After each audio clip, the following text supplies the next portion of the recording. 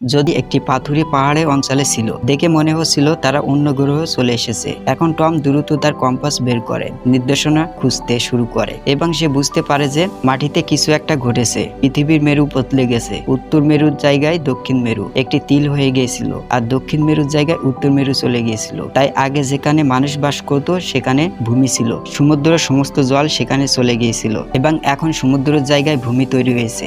এই বিষয়টি জানার পর এই সমস্ত মানুষ হতবাক হয়ে গিয়েছিল। টম তাদের আরো একটি ভয়ঙ্কর কথা বলেছিলেন যে এই সমস্ত কিছুর মাঝে ভূমিতে যারা বেঁচে ছিল তাদের সকলকে হত্যা করা হতো। এখন কেসি এই বয়সে এতটাই ভয় পেয়ে যায় যে কেবিন ম্যাপসের কাছ থেকে নিজেকে দূরে সরিয়ে নেয়। আচ্ছা, জুনিয়াস এখন তাদের বাচ্চাদের জন্য কিছু খাবার সংগ্রহ করতে এসেছে, আর টম জন্মদিনের সব বেলুন বাতাসে ছেড়ে দেয় যাতে জীবিত যে কেউ সেগুলো দেখতে পায়। এরপর টম রেডিওর মাধ্যমে কারোর সাথে যোগাযোগ করার চেষ্টা করে। সে আশা করেছিল যে অন্য ব্যক্তির কাছ থেকে কোনো সাড়া পাবে না, কিন্তু অবাক করার বিষয় হলো সে সাড়া পেয়েছিল। এই উত্তরটি তাকে একটি জাহাজের ক্যাপ্টেন দিয়েছিলেন এবং তিনি সমুদ্র পরিবর্তনের গল্পটাও জানতেন, কারণ টমের পরিবারের মতন তিনিও তার নিজস্ব সাবমেরিনে ছিলেন। ক্যাপ্টেন টমকে বলে পৃথিবীর পল চেঞ্জ প্রায় এক সপ্তাহের মধ্যে আবার জায়গায় ফিরে আসবে, অর্থাৎ এক সপ্তাহ পর সমুদ্র তার জায়গায় ফিরে আসবে এবং সেই সময় তার ঢেউ খুব বিপজ্জনক হবে। তাই ক্যাপ্টেন টমসি তাকে একটি উঁচু জায়গা খুঁজে সেখানে যেতে বলে, কারণ সেখানে তোমার বেঁচে থাকার সম্ভাবনা বেশি থাকবে। জুনিয়াস তার বাচ্চাদের জিনিসপত্র গুছিয়ে নিতে বলেন। টম ক্যাপ্টেনকে বলে যে তোমার সাবমেরিনের ভিতরে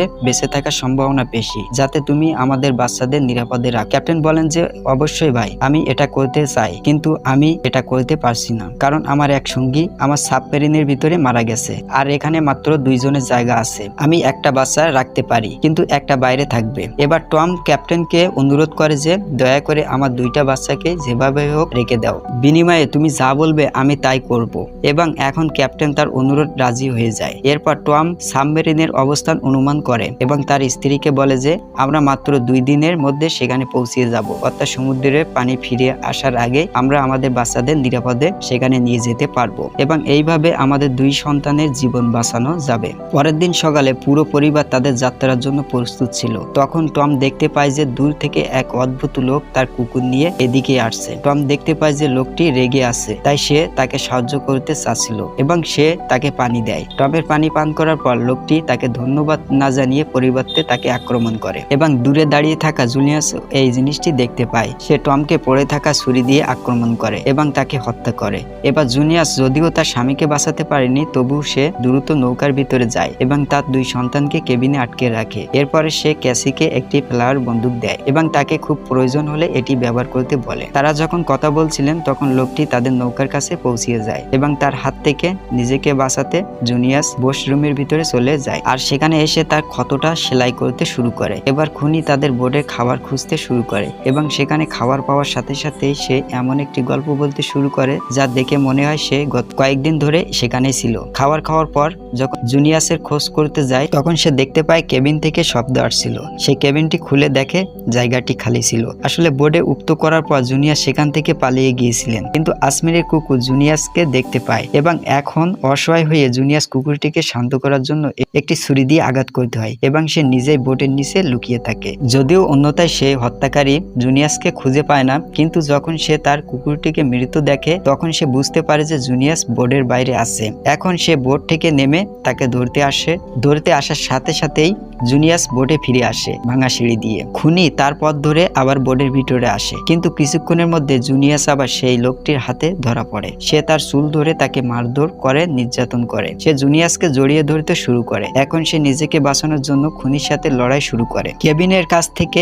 এই সব দেখছিলেন কেসি মনে করে ফ্লাওয়ার বন্দুক ব্যবহার করে এটি একটি ভালো সুযোগ। সে ফ্লাওয়ার বন্দুক থেকে গুলি চালায়, যার ফলে লোকটি খুব বেশি ক্ষতি হয় না, কিন্তু তার নৌকা জ্বলতে শুরু করে। এখন জুনিয়াস তার 2 সন্তানকে বাঁচাতে দ্রুত নৌকা থেকে বেরিয়ে আসে। নৌকা থেকে নামার সময় খুনি আবার জুনিয়াসকে আক্রমণ করে। জুনিয়াস শুয়ে থাকা অবস্থায় তাকে লাথি মেরে ঠেলে দেয়। আচ্ছা, বাইরে যাওয়ার পর কেসি এবং বেইন তাদের বাবার মৃতদেহ দেখে কাঁদতে শুরু করে। তারা আশা করেনি যে তাদের সাথে এই দুঃখজনক ঘটনা ঘটবে। বেইন নিজেকে দোষারোপ করে যে রঙিন বেলুনটি ছেড়ে না দিত তাহলে এই লোকটি তাদের এখানে আসতো না। এখন এখানে জুনিয়াস তার স্বামীকে জড়িয়ে ধরে কাটছিলেন। যখন সে দেখে যে খুনি তাদের জ্বলন্ত বোট থেকে বেরিয়ে এসেছে এসেছে এবং তখন তাদের জন্য এখানে থাকা নিরাপদ নয়। তাই সে তার 2 সন্তানকে নিয়ে এখান থেকে পালিয়ে যায়। দৌড়াতে দৌড়াতে এই লোকেরা খুবই ক্লান্ত ছিল, তাই তারা বিশ্রামের জন্য একটি পাহাড়ের পিছনে থামে, কারণ মনে হয়নি যে খুনি তাদের পিছনে ফেলে এসেছে। এবং বেন এখানে কাঁদছিলেন। ক্যাসি তাকে উৎসাহিত করার সময় তাকে পান করার জন্য পরিষ্কার জল দেয়, কিন্তু বেন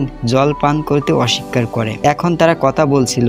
জুনিয়াস দেখলো যে খুনি এখানেও তাদের পিছনে রয়েছে, তাই 3 জনে দ্রুত এখান থেকে পালিয়ে যায়। হত্যাকারীর হাত থেকে নিজেদের বাঁচাতে তারা দৌড়াতে শুরু করে এবং দৌড়াতে দৌড়াতে ক্লান্ত হয়ে পড়ে, কিন্তু যখনই তারা পিছনে ফিরে তাকান খুনিটি তাদের পিছনেই ছিল। এরাও থামেনি এবং দৌড়াতে থাকে এবং দৌড়াতে দৌড়াতে তারা এমন একটি জায়গায় পৌঁছে যায় যেখানে বিষাক্ত জল ছিল। এখান থেকে যাওয়ার সময় যে কোনো কিছু ঘটতে পারত, কিন্তু তবুও জুনিয়াস তার সন্তানদেরকে এখান থেকে যেতে নির্দেশ দেয়। যাওয়ার সময় তার অবস্থা আরো খারাপ হয় এবং জুনিয়াস বুঝতে পারে যে বান পানি শূন্য। তাদের কাছে শেষ কিছু জলের ফোঁটা ছিল, বেনকে দিয়েছিলেন। এখন এখানে বেনের বোন কেসি সাহস হারিয়ে ফেলছিলেন। সে নিশ্চিত ছিল না যে তারা এখানে বেঁচে থাকতে পারবে কিনা। সে তার মৃত্যু মেনে নিয়েছিলেন এবং সে এই 2 জনকে একই কাজ করতে বলছিলেন, কিন্তু জুনিয়াস তাকে ধমক দিয়ে বলে যে একটি বিমান দেখা গেছে যা বহু বছর আগে ধ্বংস হয়ে সমুদ্রে পড়ে গিয়েছিল।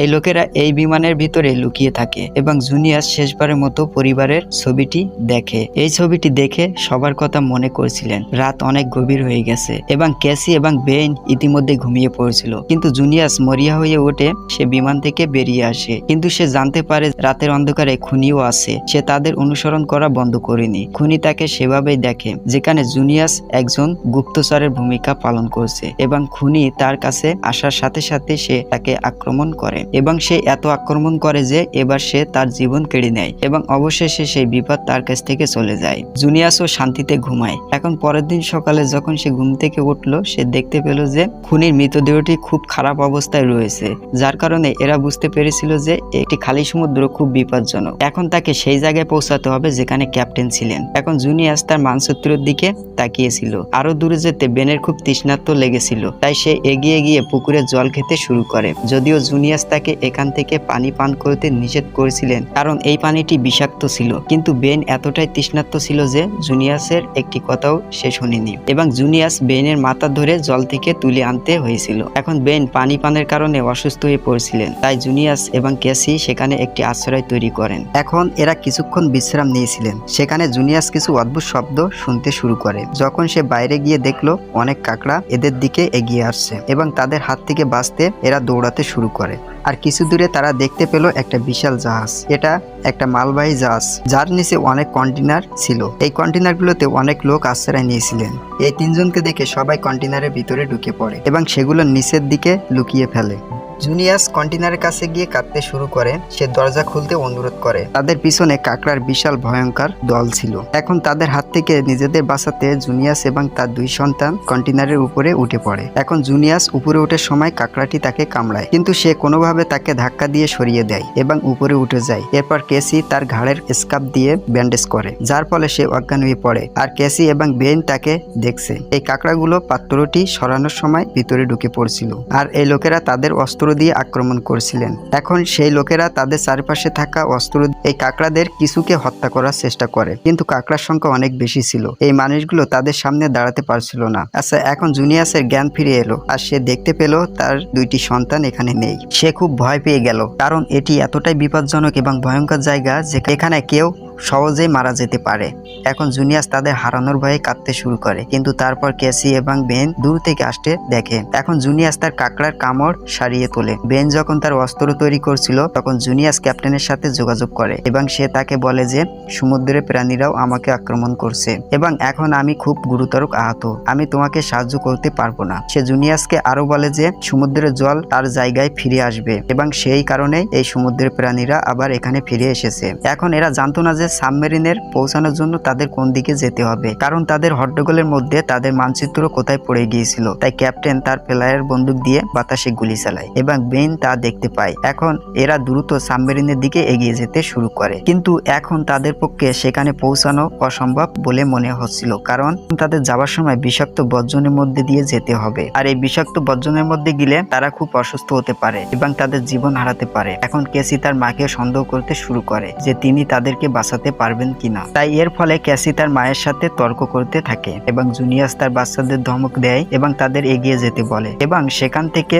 এগিয়ে যাওয়ার সময় তাদের ভাগ্য আবার তাদের সাথে বিশ্বাসঘাতকতা করে এবং একটি ভূমিধস শুরু হয় এবং পিছনে দাঁড়িয়ে থাকা জুনিয়াসের সামনে একটি বিশাল পাথর পড়ে। সে সেখানে আটকে যায়। এখন কেসি তার মাকে ছাড়া এগিয়ে যেতে চায়নি, কিন্তু সে তাকে শপথ করায় যে কোনো মূল্যে তার ভাইকে বাঁচাবে এবং তাই কেসি তার ভাইয়ের সাথে এগিয়ে যেতে শুরু করে। যখন তারা সাবমেরিনে পৌঁছায় তখন তারা সেখানে কাউকে খুঁজে পায় না। তারা জোরে সাবমেরিনের দরজা ধাক্কা দিতে শুরু করে, কিন্তু তারপর পিছন থেকে ক্যাপ্টেন আসে। সে গুরুতর আহত ছিল। ক্যাপ্টেন তাদেরকে বলে, দেখো আমার পালানোর পথ আছে। এই কথা শুনে ক্যাসি দ্রুত পিছনে হটে। একই সাথে কাকড়ার বন্যা জুনিয়াসের দিকে আসতে শুরু করে, যেখানে সে তার বন্দুক দিয়ে তাদের সবাইকে গুলি করতে শুরু করে। কিছুক্ষণের মধ্যে তার গুলি শেষ হয়ে যায়। কাকড়ার দল তাকে আক্রমণ করার আগেই ক্যাসি তাকে সাহায্যের হাত বাড়িয়ে দেয় এবং অবশেষে ক্যাসির সাহায্যে সেখান থেকে বেরিয়ে আসতে সক্ষম হয় এবং তারা দ্রুত পালিয়ে গিয়ে সাবমেরিনের কাছে পৌঁছায়। এখন এই লোকেরা বেশি সময় নষ্ট না করে সাবমেরিনের ভিতরে বসে পড়ে এবং সেই ভয়ঙ্কর ঢেউয়ের বন্যাও তাদের পিছনে ছিল